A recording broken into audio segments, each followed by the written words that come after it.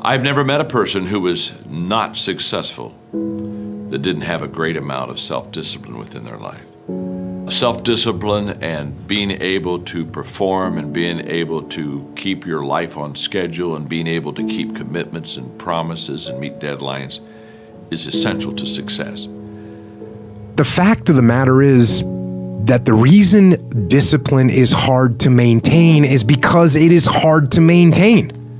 That's what makes discipline hard. It's hard. It's real simple. If you don't work out, you don't get a muscle, right? I always tell people there's a daily practice like priming. If you don't do that, if you get up and you just have no discipline whatsoever, you get no value of anything. Diets don't work when you don't do them. Exercise doesn't work when you don't do them. But most of the people have some experiences that they want to shift. And once you shift those things, your whole life changes. The thing about self-discipline is that it is necessary for everything you do in your life. You have to be self-disciplined. Unfortunately, just as human as everyone else. And it is work to maintain the discipline. That's what it is, work. Holding the line, maintaining the standard, giving no slack, none. That's the discipline. That's the discipline, and it is hard.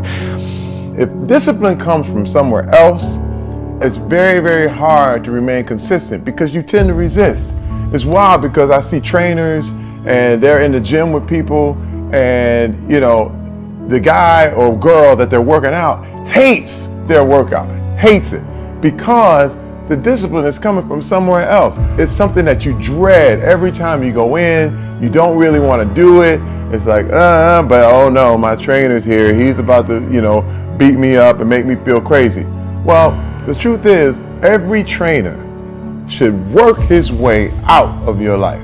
Anybody who's working you out, your teachers, your trainers, your people, they have to train you to get out of your life. So you can go ahead, do your own workout, do your own thing, practice self-discipline. And if there's one thing I would say that does make it easier, it's to envision what it feels like when you're done. What it feels like after you've worked out, or you've held the line on your food intake, or you've pushed through some monotonous project that you have to do. And all those things, when they're done, they feel good. Contrary to that, envision what you will feel like later when you let the discipline slack. You know the feeling weak and defeated, and you know that you're falling behind. So get to know those two different types of feelings and ask yourself which one you want to feel in 10 minutes or in a half an hour.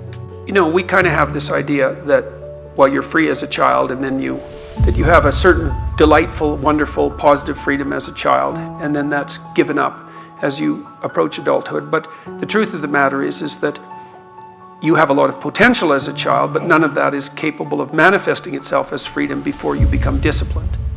And discipline is a matter of the imposition of order, and the order is necessary, especially for people who are hopeless and nihilistic. And lots of people are hopeless and nihilistic, way more people than you think.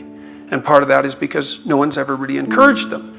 And so the book is in part a matter of encouragement. It's like, lay a disciplinary structure on yourself, get the chaos in check, and then you can move towards a state that's freer, because it's discipline first. Like, look, if you're going to become a concert pianist, there's going to be several thousand hours of extraordinarily disciplined practice. That's the imposition of order on your potential, let's say. But what comes out of that is a much grander freedom.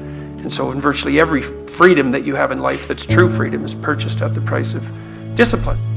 When the thing is done, when the discipline has been implemented, remember what that feels like, and then remember that those minutes and those hours, they turn into weeks and months and years, and holding the line in those critical minutes will put you in an infinitely better place, physically and mentally, if you maintain the discipline.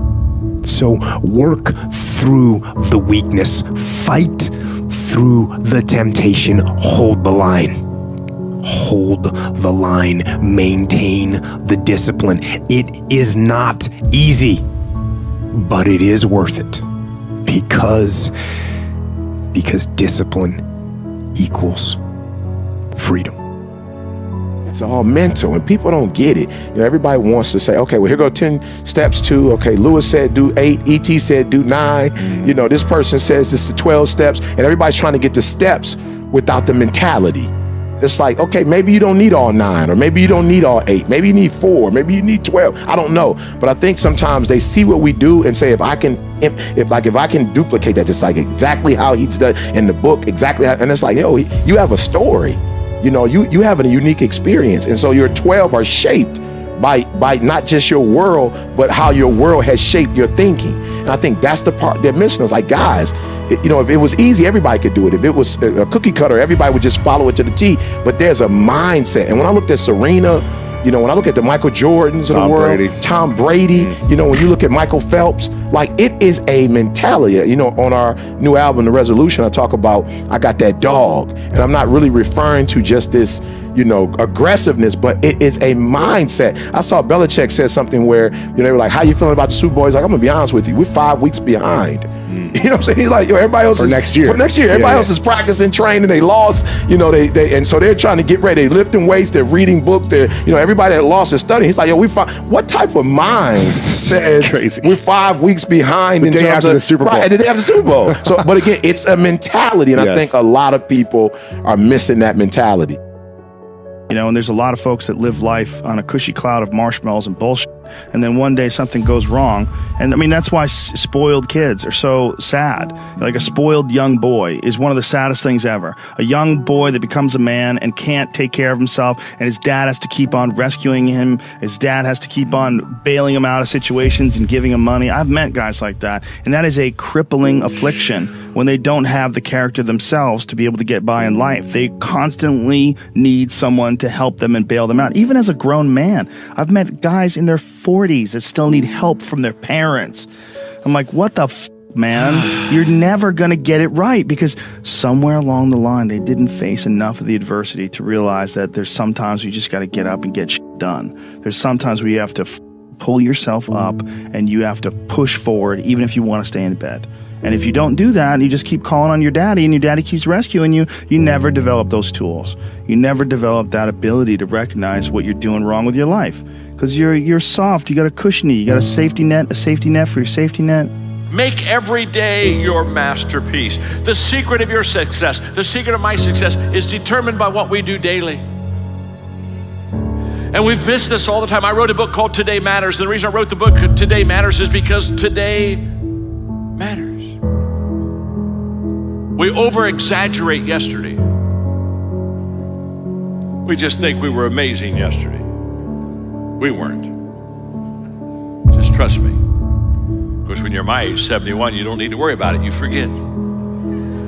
The other day I was in a car and Margaret looked at me and said, John, we're forgetting everything. I said, we kind of are, aren't we? She said, let's do a plan. I said, what's your plan? She said, you remember who we are, and I'll remember where we're going. Hey, it's working. It's really working. You got to divide it up a little bit. You got to divide it up. We over-exaggerate yesterday. Hey, we overestimate tomorrow. Oh yeah. Oh, tomorrow. I'll get to that tomorrow. Oh yeah. Oh yeah. I'll do that. Oh yeah. Oh yeah. Tomorrow. By the way, good intentions are worthless. Worthless, folks. When are you going to fall out of love with good intentions? They're worthless. Good intentions are worthless unless they lead to good actions. Nobody ever had their life changed by somebody hoping, thinking. Good intentions are not enough. Yeah, I'm inspired by, life and all sorts of things. You can say something right now that would inspire me to write a song or something to happen. Most kings just happen to be inspired by Basquiat drawing, the drawing, and he had most young kings get their head cut off on the bottom. And I looked at that and I was like, it's powerful. Just the statement in itself, lends itself for a song. Song starts inspired by Basquiat. My chariot's on fire. Everybody took shots at my body up. I'm tired.